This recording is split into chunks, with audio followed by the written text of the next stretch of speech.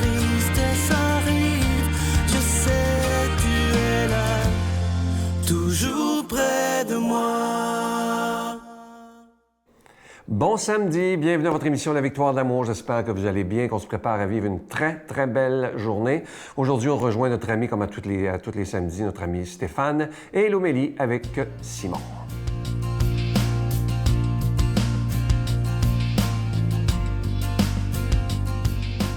Bonjour à toi, bon samedi matin, bienvenue à cette chronique sur les chemins du cœur. Aujourd'hui, 31 juillet, on célèbre la fête liturgique de Saint Ignace de Loyola. Et Saint Ignace, entre autres, parce qu'il a été le fondateur des Jésuites, dont appartient l'ordre auquel appartient le pape François, est intéressant, en tout cas pour moi, pour le discernement des esprits, un art qu'il a développé. Un art qu'il a dû apprendre, et pas en un clic de doigts, mais au fil de sa vie, pour pouvoir ensuite le transmettre. Le discernement des esprits, c'est tout d'abord sonder ses profondeurs. C'est se questionner sur ses états d'âme. C'est chercher les motivations, les pourquoi, les racines de ce qui nous habite, de ce qui fait nos émotions, de ce qui fait nos sentiments, de ce qui fait nos motivations. Je ne peux que me rappeler d'une religieuse, sœur Annabelle Tremblay, qui est décédée il y a 1 an, qui était pour moi une vraie mère spirituelle. Et tout jeune, j'étais vraiment adolescent, elle m'enseignait des choses. Et sœur Annabelle, un des héritages que je retiens d'elle, c'est « Stéphane, va aux racines ». Entre parenthèses, elle m'apprenait comment aller me confesser. Et elle me disait, ne te contente pas d'aller dire tes petits péchés. Va confesser tes racines. Et elle m'expliquait ce que ça veut dire, les racines. C'est, parfois, le péché peut être plus un symptôme que la cause profonde. Et là, elle m'emmenait justement à ce travail intérieur, d'aller plus profondément que le symptôme, la superficie, pour me comprendre. Eh bien, on sait que Saint Ignace, actif qu'il était, un jour était hospitalisé, a dû vivre une convalescence de plus d'1 an suite à une blessure aux jambes. Et c'est dans cet arrêt forcé, eh bien, qu'il a dû apprendre le discernement de ses esprits. Il va apprendre plus tard qu'il aurait dû rester au lit qu'il l'a fait. Mais encore là, ça sera pour lui un apprentissage. Je te souhaite une bonne semaine. Notre Père qui es aux cieux, que ton nom soit sanctifié, que ton règne vienne, que ta volonté soit faite sur la terre comme au ciel. Donne-nous aujourd'hui notre pain de ce jour. Pardonne-nous nos offenses comme nous pardonnons à ceux qui nous ont offensés. Ne nous laisse pas entrer en tentation, mais délivre-nous du mal, car c'est à toi qu'appartient le règne, la puissance et la gloire pour les siècles des siècles. Amen. Mon Père, je m'abandonne à toi.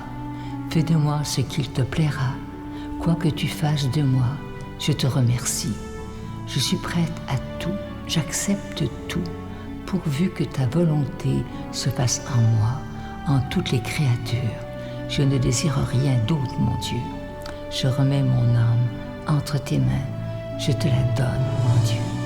avec tout l'amour de mon cœur parce que je t'aime et que ce m'est un besoin d'amour de me donner, de me remettre entre tes mains, sans mesure, avec une infinie confiance, car tu es mon Père.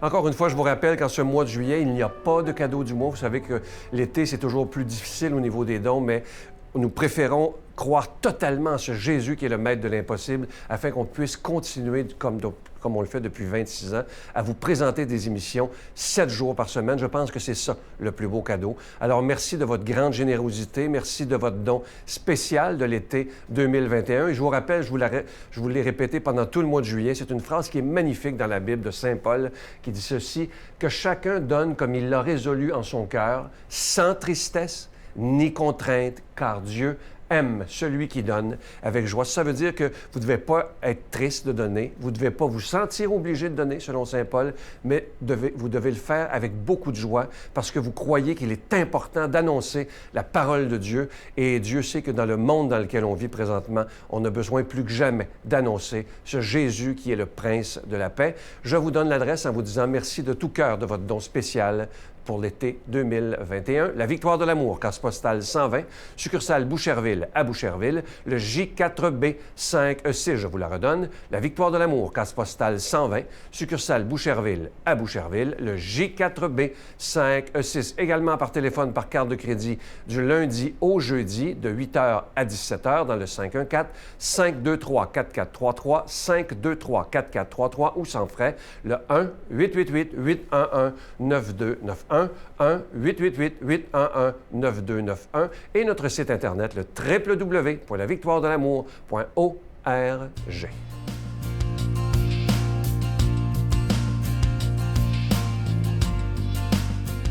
Mon Dieu, donnez-moi la sérénité d'accepter les choses que je ne peux changer, le courage de changer les choses que je peux et la sagesse d'en connaître la différence.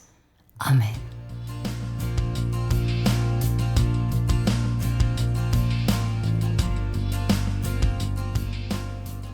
De l'Évangile selon saint Matthieu. En ce temps-là, Hérode, prince de Galilée, apprit la renommée de Jésus et dit à ses serviteurs, « Cet homme, c'est Jean le Baptiste, il est ressuscité d'entre les morts et voilà pourquoi il a le pouvoir de faire des miracles. » Car Hérode avait fait arrêter Jean, l'avait fait enchaîner et mettre en prison à cause d'Hérodiade, la femme de son frère Philippe. En effet, Jean lui avait dit, « Tu n'as pas le droit de vivre avec elle. » Hérode cherchait à le mettre à mort, mais il eut peur de la foule qui le tenait pour un prophète. Lorsqu'arriva l'anniversaire d'Hérode, la fille d'Hérodiade dansa devant tout le monde et elle plut à Hérode. Aussi s'engagea-t-il par serment à lui donner tout ce qu'elle demanderait. Poussée par sa mère, elle dit, « Donne-moi ici sur un plat la tête de Jean le Baptiste. » Le roi fut contrarié. Mais à cause de son serment et des convives, il commanda de la lui donner. Il envoya décapiter Jean dans la prison. La tête de celui-ci fut apportée sur un plat et donnée à la jeune fille qui l'apporta à sa mère. Les disciples de Jean arrivèrent pour prendre son corps, l'ensevelir et allèrent en informer Jésus. Il y a évidemment deux personnages principaux dans cet évangile aujourd'hui, Hérode et Jean-Baptiste, deux personnages très opposés l'un de l'autre. Remarquez que Hérode, dans cet évangile, a peur d'à peu près tout le monde. Donc d'abord, il a peur de Jésus, sur lequel il se trompe, d'ailleurs, sur sa véritable identité. Il a peur de son frère Philippe, avec qui il souhaite voler sa femme, si on peut dire. Il a peur de la foule aussi, à qui il veut plaire pour être populaire. Il a peur de la mère d'Hérodiade, il cherche à avoir ses faveurs. Et puis, il a peur des convives aussi, devant qui il ne veut pas perdre la face. Bref, Hérode a peur de tout le monde, sauf de Dieu. Et parce qu'il a peur de tout ce monde et pas de Dieu, il finit par commettre un meurtre. Souvent, l'adultère mène à beaucoup de violence. Il n'est pas le premier. Dans l'Ancien Testament, on a le roi David aussi, qui a fait tuer Urias le Hittite parce qu'il souhaitait coucher avec sa femme Bethsabée. Donc, la peur, c'est quoi? C'est le signe qu'au fond de nous-mêmes, on ne fait pas vraiment confiance à Dieu. On On ne fait pas confiance que Dieu va nous rendre heureux, que toute sa loi, tous ses commandements, c'est pour notre bonheur, que même les croix qui sont permises dans nos vies, mais ils vont servir à nous transformer, nous purifier pour nous apprendre à aimer davantage en vérité. Non, on doute de la parole de Dieu. Et vous savez, au jardin de la Genèse, on pourrait dire que le premier péché, c'est cette méfiance envers Dieu, comme si Dieu était l'ennemi de notre bonheur. Eh bien, Jean-Baptiste, lui, c'est tout l'inverse, je vous le disais. Alors que Hérode était un homme profondément malheureux parce qu'il avait constamment peur de tout le monde et il cherchait à plaire à tout le monde et à ne pas déplaire à personne, eh bien, Jean-Baptiste est un homme libre parce qu'il n'avait pas peur. Il n'avait pas peur de la pauvreté, il n'avait pas peur des persécutions, il n'avait pas peur de la mort même. Jean-Baptiste, même en prison, était plus libre qu'Hérode parce qu'il n'avait pas peur. Jean-Baptiste, vous savez, c'est le premier martyr du Nouveau Testament. Bon, évidemment, il y a les saints innocents, mais disons le premier martyr adulte lié à Jésus. Et puis, on pourrait penser que Jean-Baptiste est mort pour une raison un peu anecdotique à cause d'une danse, mais non, c'est très profond. Il est un martyr de la vérité et de l'amour, les deux plus grands attributs de Dieu. Martyr de la vérité parce qu'il a osé dire une vérité qui dérange à un homme puissant. Et aussi martyr de l'amour parce que cette vérité portait sur le sacrement de mariage, la fidélité absolue, l'indissolubilité au cœur du mariage. Eh bien, vous savez, il n'y a rien de nouveau à tout ça. Depuis le tout début de l'histoire de Jésus et de l'Église, l'enseignement de fidélité au mariage est toujours un enseignement qui a dérangé. Il y a même un épisode dans l'Évangile où lorsque Jésus parle de ça à ses disciples, où il leur dit que le divorce n'est pas possible, les disciples lui répondent, « Ben là, si c'est comme ça, à quoi bon se marier? » Mais là, vraiment, ça montre qu'on n'a pas compris quelque chose. On n'a pas compris à quel point la fidélité en amour est une source de bonheur, y compris quand il y a des épreuves, parce que c'est justement par le chemin de miséricorde, en traversant les épreuves, qu'on touche à une joie encore beaucoup, beaucoup plus profonde. Vous savez, si toutes ces questions de sexualité, ça vient nous chercher là, au fond de nous-mêmes, comme c'est venu chercher Hérode, qui est allé jusqu'à tuer pour des choses comme ça, eh bien, c'est parce que la sexualité, ce n'est pas d'abord une affaire de corps, mais d'abord une affaire de cœur. Ça vient nous toucher au cœur de nos relations, de nos désirs d'aimer et d'être aimés. Alors, ça, c'est très profond. Et c'est pour ça que les gens qui osent nous parler de sexualité, parfois même d'avoir une parole qui peut venir nous bouleverser, nous remuer sur notre sexualité, eh bien, il faut voir que quand ils parlent de ça, surtout quand c'est des bons pasteurs comme Jésus, eh bien, ils nous parlent de ça parce qu'au fond, ils nous aiment. Alors, je demande au Seigneur aujourd'hui de nous bénir au nom du Père, du Fils et du Saint-Esprit. Je vous salue Marie, pleine de grâce.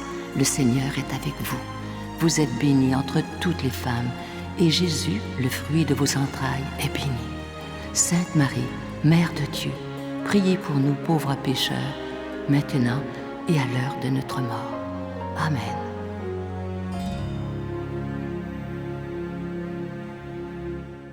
Je vous invite à ne pas manquer l'émission de demain. Je reçois avec beaucoup de joie Sébastien Korn. Il est, entre autres, chanteur. Il est connu un peu partout sur la planète dans le monde francophone. Et la chanson qu'il va nous faire, il y a un témoignage extraordinaire.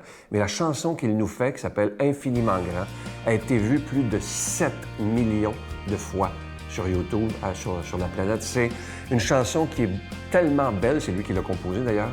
C'est bouleversant, cette chanson-là. Alors même si l'émission, c'était juste ça, ça serait extrêmement touchant. Mais écoutez son témoignage. Ne manquez pas ça demain. Bye. Oh Dieu, tu es infiniment grand, éternel puissant, roi majestueux.